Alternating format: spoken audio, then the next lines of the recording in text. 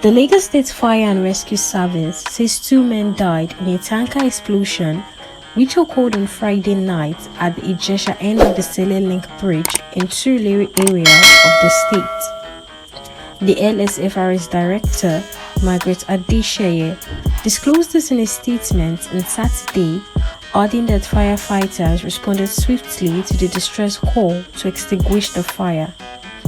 She added that the emergency services were alerted to a tanker truck carrying 33,000 liters of petrol losing control while navigating the roundabout to ascend the bridge. The subsequent spillage ignited into a large fire engulfing the surrounding area.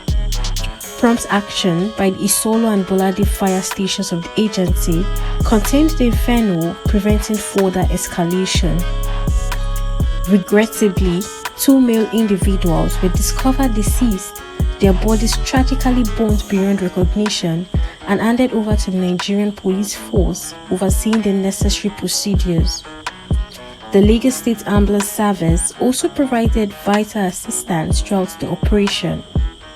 Adesheye added that efforts are underway to clear the wreckage of the involved vehicles from the road to ensure free flow of traffic and to enable investigative procedures. Thank you for watching. Don't forget to like, subscribe, and share.